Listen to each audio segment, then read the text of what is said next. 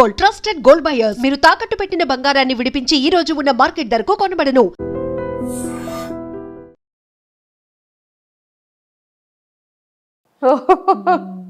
Okay. So Varma sir ఫేస్లో మీ favourite part? Ice ice అంటే ఇష్టం, చాలా ఇష్టం. ఎంత ఐస్. ఓకే, చాలా సో ఇష్టం. వర్మ సార్ తీసుకున్న ఫుడ్లో ఫేవరెట్ ఫుడ్ ఏంటి? ఆయన రోటి పచ్చళ్ళు అంటే చాలా ఇష్టం ఆయనకి. నేర్చుకున్నారా మరి? అంటే నేర్చుకోవడం అంటే నేర్చుకోవడం కాదు, ఆయనకి అది ఇష్టం. నాకు ఎంగేజ్మెంట్ అయిన తర్వాత తెలిసిందనమాట, ఇలా రోటి పచ్చళ్ళు అంటే చాలా ఇష్టం అని. మా అక్క వాళ్ళు ఎవరో చెప్పేవారు. చెప్తే ఇంకా రోల్ మా ఇంట్లో లేదు అప్పుడు. అయితే మా కన్నమ్మ వాళ్ళ ఇంట్లో ఉంది, పక్కనే ఉండేవారు కన్నమ్మలు. సో ఆయన ఒక రోజు లంచ్కి పిలిచాము. పిలిచేటప్పుడు ఆయన ఇంకా ఒక 1 hourలో అలా వస్తున్నారనగా, కన్నమ్మ నేను ఆయన కోసం నా చేత్తోనే రుబ్బుతాను, సో మీరు అన్నీ ప్రిపేర్ చేసి పెట్టండి అని చెప్పి మా కన్నమ్మకి చెప్పాను అనమాట. కన్నమ్మకి చెప్తే సరే అన్నీ చేసి పెడతానులే అని. మంచిగా పల్లీలు రోటి పచ్చడి అంటే చాలా ఇష్టం. ఓకే, ఇంకా ఆవిడన్నీ రెడీ చేసి పెట్టారు. నేను ఇంకా వెళ్ళి ఇంకా రోల్దు అదే ఫస్ట్ టైం కదా, పట్టుకొని ఇంకా చెలరేగిపోయాను అనమాట. నా అంత రుబ్బింది ఈ భూమి మీద లేదు అని ఫుల్గా. అంటే ఏదో రుబ్బినప్పుడు చాలా ఈజీగా ఉంది, ఆ తర్వాత వాచింది మంచిగా. చాలా బాగా వాచింది. అదే రుబ్బాను, తర్వాత ఇంకెప్పుడు రుబ్బలేదు. ఓకే, అదే ఇంకా మా అక్కలు కూడా అదే అంటారు అనమాట, అప్పుడు ఏదో స్టార్టింగ్ లో రుబ్బావు, ఆ తర్వాత కూడా నువ్వు కంటిన్యూ చెయ్యాలి కదా, పెళ్ళైన తర్వాత మర్చిపోయావా అనేసి. సో వర్మ సార్ మీకు ఇచ్చిన ఫస్ట్ సర్ప్రైజ్ ఏంటి? మీరు ఇచ్చిన ఫస్ట్ గిఫ్ట్ ఏంటి? నేను ఆయనకి ఒక వ్యాలెట్ ఇచ్చాను అండ్ బెల్ట్. అంటే ఏమి ఇస్తాం అసలు, అది కూడా చాలా ఇంపార్టెంట్. అసలు వాలెట్ అనేది చాలా సెంటిమెంటల్, అందరికీ ఇచ్చేది కాదు అది, ఎక్స్పెషల్ మన. అసలు నేను అనుకున్నాను అనమాట, ఆయన నాకు ఫస్ట్ ఏంటంటే ఒక ఆన్లైన్లో ఆర్డర్ చేశారో ఏం చేశారో మాత్రం ఒక మంచి రోజ్ ఒక పార్సల్లో వచ్చిందనమాట. ఒక మంచి రోజు, దాంతోపాటు ఒక మంచి లెటర్. ఏం రాశారు లెటర్లో? చెప్పకూడదు, ఖచ్చితంగా ఐ లవ్ యూ అని అయితే ఉంటుంది. ఇంకా అసలు యాక్చువల్లీ ఏంటంటే ఫొటోస్లో చూసి నాకు నచ్చలేదని చెప్పేసాను అనమాట. సంబంధం వచ్చినప్పుడు ఇలాగా మనకి ఇక్కడ దగ్గరలోనే ఉంటారు తను, కానీ ఇక్కడ ఉండరు, తను వర్క్ చేయడానికి మైసూర్లో ఉంటారు. ఇలా చాలా మంచి అబ్బాయి. మమ్మీ ఏంటంటే అబ్జర్వ్ చేస్తూ ఉండేవారంట, ఒకటే ఏరియా కదా, ఒకటే వీధి అవ్వడం. మమ్మీ ఏంటంటే అబ్జర్వ్ చేస్తూ ఉండేవారంట. మా పిన్ని వాళ్ళ ఇంటి పక్కనే అత్తయ్య వాళ్ళు ఉండేవారు. సో ఉన్నటప్పుడు ఆ పిన్ని వాళ్ళ ఇంటికి వెళ్తూ వెళ్తూ మా పిన్ని చెప్పు, ఈ అబ్బాయి చాలా మంచి అబ్బాయి అలా ఇలా అని తెగ పోడేస్తుండేవారంట ఇన్ని. ఇంకా అక్కడ ఒక మామగారు కూడా ఉంటారు, ఆయన అయితే పిల్లడు సూర్యుడు ముఖం కూడా ఎరగడు అన్న ఒక టైటిల్ వచ్చింది ఆయనకి. సో అక్కడ అందరి దగ్గర మంచి నేమ్ ఉందన్నమాట. చాలా కామ్ కూల్, బాగా చదివేవారు.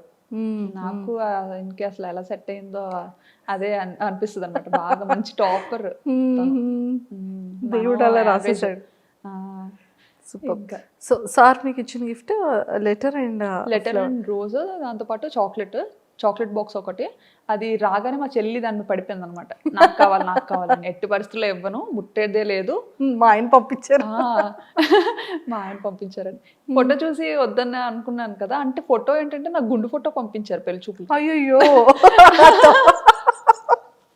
అందులో నాకు విలన్లా కనిపించారు అనమాట ఆయన. నన్ను ఏంటంటే, నేను కాలేజ్కి వెళ్ళిన స్టార్టింగ్లో నన్ను ర్యాగింగ్ చేసిన అబ్బాయి సేమ్ అలాగే ఉండేవాడు. నాకు చూడగానే అబ్బాయి గుర్తొచ్చాడు అనమాట. అమ్మ నాకొద్దు నేను చేసుకోను అని చెప్పి. ఇప్పుడు లేదు, ఇంటికి పిలిపిద్దాం, నువ్వు డైరెక్ట్గా చూడు, వద్దంటే అప్పుడు చూద్దాం. ఇది కూడా వాళ్ళ మమ్మీ ఎప్పుడో తీసుకున్న ఫోటో ఇచ్చినట్టున్నారు. సో ఒకసారి పిలిపిద్దాం, ఏముంది, నచ్చకపోతే వద్దు. అప్పుడు వచ్చిన తర్వాత వచ్చారనమాట. అప్పుడు పెళ్లి చూపులకు వచ్చారు. అప్పుడు మా ఇంట్లో 30 మంది ఉన్నారు పిల్లలు. పిల్లలే ఉన్నారు పెళ్లి చూపులకి.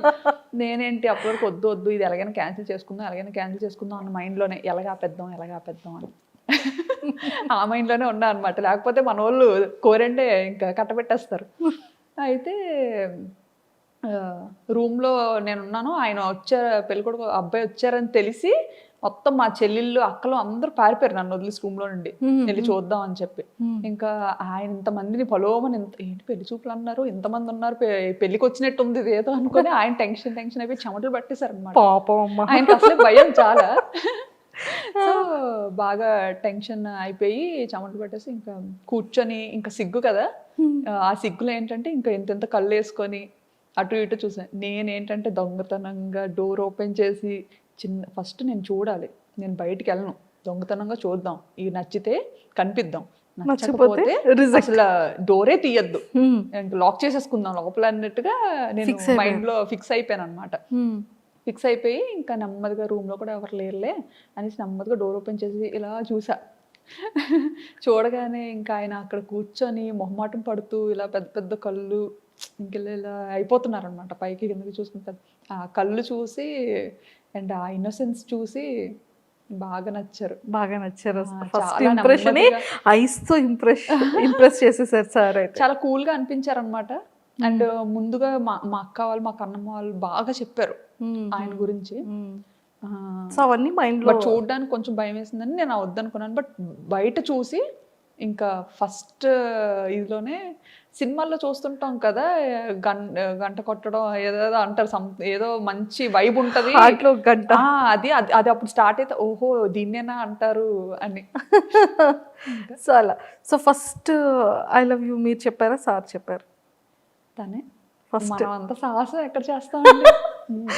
మీకు ఇంకో విషయం తెలుసా, ఆయన రాకముందు నేను చెప్పా మీరు డైరెక్ట్ గా ఇంటికి పిలిపించొద్దు, ఎందుకంటే నాకు అలా ఇష్టం ఉండదు, ఫస్ట్ టైం కదా, ఫస్ట్ మ్యాచే మీరు ఇలాగా ఇంటికి పిలిపిస్తే అది వద్దు అని చెప్పలేము, అలా చేయకూడదు కదా, సో ముందు ఒకసారి కాల్లో మాట్లాడతా, ఒకసారి మాట్లాడితే బెటరు అసలు ఏంటి అని చెప్పి అని.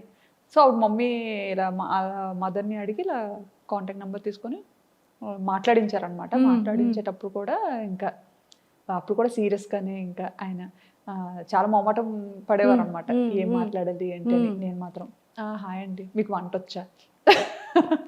ఫస్ట్ మీ ఫోన్ కాల్లో మీరు ఇద్దరు మాట్లాడుకునేది వంట వచ్చా అంటే ఇంకేం మాట్లాడుకోవడం తెలియదు, మీ పేరు అంతా మాట్లాడాం, బేసిక్ థింగ్స్ అన్ని మాట్లాడుకున్నాం. తర్వాత ఇంకా ఆయన అడిగారు ఫస్ట్ నన్ను, మీకు ఏం అడగాలో తెలియక వంట వచ్చా అన్నట్టుగా అడిగారు అనమాట. అడిగితే అంతేం రాదండి అని చెప్పాను. ఆయనకి నేను అన్నాను అనమాట మీకు వంట వచ్చా అని. అంటే ఆయన అన్నారు నాకు పర్లేదు చేయగలుగుతాను, కొంచెం నేను దూరంగా ఉన్నాను కదా, కొన్ని ట్రై చేస్తాను పర్లేదు అని చెప్తే అయితే నేను రైస్ నేర్చుకుంటాను అని చెప్పాను. నాకైతే రైస్ ఈజీ కదా, రైస్ వండడం నేర్చుకోగలుగుతాను నేను అనేసి అన్నట్టుగా, అంటే బాగానే మాట్లాడారు. ఎంత నవ్వుకొని ఉంటారో సార్, రైస్ నేర్చుకుంటారు, చాలా పొగరు అనుకున్నారంట. అయ్యో అంటే ఇంకేం మర్చిపోయానులేండి, ఇంకేమో మాట్లాడాను ఇంకా మర్చిపోయాను. సో పాపం పెళ్లి కొడుకు యాక్చువల్లీ పెళ్లి కూతురు అడగాల్సిన క్వశ్చన్స్ అన్ని కూడా అంటే నేను నాకు నచ్చలేదు అని చెప్పకుండా అతనికి నేను నచ్చలేదు అని అతను చెప్పాలి అన్నట్టుగా మాట్లాడాను అనమాట. అమ్మాయిలు అయి ఉండి అలా చెప్పలేము కదా, అంటే డాడీ దగ్గర ధైర్యంగా చెప్పేస్తాను, మన వాళ్ళ దగ్గర చెప్పేస్తాను. బట్ ఏంటి అది ఉండిపోద్ది కదా, ఒకప్పుడు అలా ఏదైనా ఒక అమ్మాయి ఒక మాట చెప్పింది అంటే అది ఇంకా చుట్టాలందరిలో వెళ్ళిపోయి ఇంకా ఆ మాట ఉండిపోతుంది. సో ఏంటంటే ఆయనే ఆ పిల్ల నాకు నచ్చలేదు, ఆ పిల్లకి చాలా పొగరు అని చెప్పాలి అన్నట్టుగా మాట్లాడాను ఆయనతో. అయ్యో కానీ ఆయన అంత ఏం తీసుకోలేదు. మా అత్తయ్యకి మామూలుగా ఇలా చెప్పినట్టున్నారు, అమ్మాయి ఇలా మాట్లాడింది అన్నట్టు చెప్పినట్టున్నారు. బట్ మా అత్తయ్య ఏంటంటే బాగా నచ్చేసారనమాట, నాకైతే బాగా నచ్చిందిరా అమ్మాయి, ఇంకెలాగైనా నాకు ఆర్డర్ చూడు పోనీ బయట అన్నట్టుగా చెప్పి తీసుకొచ్చారు పాపం అనేసి. మీ ఇద్దరిలో అంటే మీ ఇద్దరి లైఫ్లో, మీ ఇద్దరి పీరియడ్లో మీ ఫేవరెట్ మెమరబుల్ మూమెంట్? చాలా ఉన్నాయి, ఏం చెప్పను. ఫర్ ఎవర్ మెమరబుల్ ఇప్పటి వరకు రావట్లేదు, ఏం చెప్పాలో తెలియదు. పెళ్ళి, ఫస్ట్ కన్సీవ్, లేకపోతే ఫస్ట్ సర్ప్రైజ్, లేకపోతే సార్ పెట్టిన ఫస్ట్ కీస్? ఆలోచిస్తున్నాను. నెంబర్ ఆఫ్ మెమరీస్ ఉండుంటాయి కదా. చాలా ఉంటాయి ఏం చెప్తామా అని. మా ఇద్దరిది బెస్ట్ అంటే ఇమీడియట్గా పిల్లలు నిషిత ఆబ్వియస్లీ. పిల్లలు అంటే ఇంకా అదొక పెద్ద మెమరీ, మంచి ఇదే. సూపర్. అండ్ ఎప్పుడైనా చాలా మిస్సింగ్ ఫీలింగ్ వచ్చిందా? అంటే ఇప్పటివరకు సార్కి మీరు ఎక్స్ప్రెస్ చేయలేంది ఆ మిస్సింగ్ ఫీలింగ్ వచ్చింది. ఎందుకంటే ఎప్పుడు ఇండియాలోనే ఉండేదాన్ని, ఆయన అక్కడ థాయిలాండ్లోనే ఉండేవారు. అంటే అదే పిల్లలు డెలివరీ కోసం నేను ఇండియా వచ్చి కరెక్ట్గా ఆయన ఈ ఏప్రిల్లో మమ్మల్ని థాయిలాండ్ తీసుకెళ్తారు అని ఆయన కోసం మేము వెయిట్ చేస్తున్న టైంలో ఫ్లైట్స్ క్యాన్సిల్ అయిపోవడం, ఇంకా మొత్తం కర్ఫ్యూ పెట్టేసేయడం. అప్పటికి ఏంటంటే ఎన్నో ఆశలతో ఇంకా ఆయన వస్తారు, బేబీతో నన్ను తీసుకెళ్ళిపోతారు, బాబు పుట్టిన టైంలో అనమాట కరెక్ట్గా. సో ఆ టైంలో బాగా మిస్ అయ్యాను అనమాట. అంటే ఇంకా ఒక 4-5 డేస్లో వస్తారు, ఇంకా మనం అంతా సర్దుకొని రెడీగా ఉన్నాము, ఇంకా బేబీని పట్టుకొని వెళ్ళిపోవచ్చు మన ఇంటికి అన్న ఇదిలో ఉండి సడన్గా అవన్నీ జరగడం. ఇంకా కర్ఫ్యూ స్టార్ట్ అయిన తర్వాత ఇంకా చాలా ఒక 2-3 మంత్స్ ఇండియాలోనే ఉండిపోవాల్సి వచ్చింది కదా. అందులోకి ఇక్కడ అమ్మో ఈలోపు కరోనా వచ్చి గట్ట పోతానేటో నేను, అక్కడ ఆయనకి ఎలా ఉంటారో. అంటే కరోనా చాలా భయపెట్టింది కదా, ఫస్ట్ స్టేజ్లో, సెకండ్ స్టేజ్లో చాలా భయపెట్టింది కోవిడ్. సో ఆ భయం ఒకటి ఉండిపోయింది. అక్కడ ఆయన ఉండిపోయారు, ఇక్కడ నేను ఉండిపోయాను, కొన్ని అందరం ఒక దగ్గర ఉన్నా బాగుండేది. ఇప్పుడు సిచ్యుయేషన్ ఎలా ఉంటుందో నేను చూస్తానా మళ్ళీ అన్న ఇదిలో అప్పుడు చాలా మిస్ అయ్యాను అనమాట. ఏడ్చుకునేదాన్ని బాగా. అంటే పేరెంట్స్ దగ్గర ఉన్నాను కదా అని ధైర్యం. ఎక్స్ప్రెస్ చేశారా సార్కి?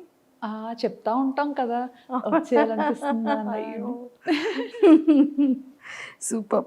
And don't forget to subscribe to iDream. And for more videos, Please subscribe to iDream. Please subscribe to iDream. Please subscribe iDream. And please subscribe to iDream. For more videos, subscribe to iDream. please like, share and subscribe to the channel. Congratulations, iDream. Subscribe to iDream. Subscribe to iDream. So subscribe to iDream Media. iDream ki iDream team andarki huge congratulations. Please subscribe iDream Media. Please subscribe to iDream. Subscribe iDream. Please subscribe to iDream. iDream అంటే నా కళల ఛానల్ను subscribe చేసుకున్నారు, నోరు తిరుగుతలేదు, మీరైతే గంట గుర్తు కొట్టండి. For more such videos, please subscribe to iDream. Subscribe to iDream. Please subscribe to iDream. Please subscribe iDream Media. Please do subscribe to iDream. Please subscribe to iDream Media. For best entertainment and information, please subscribe iDream.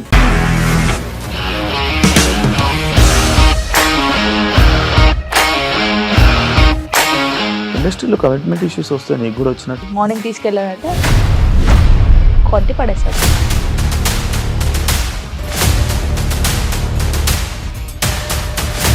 ఒక్కళ్ళు కూడా చూడలేదు ఈ cinema అని చెప్పడానికి కూడా చాలా ధైర్యం కావాలి. అది నిజం కదా, దాంట్లో ధైర్యం ఏంటి? ఇది నెక్స్ట్ డే ప్లేట్ మార్చేస్తే తప్పు కదా. As of now we are comfortable this అని నేను అనుకుంటున్నాను. రష్మిక గారిది మీది ఒకే ఊరు అంట కదా?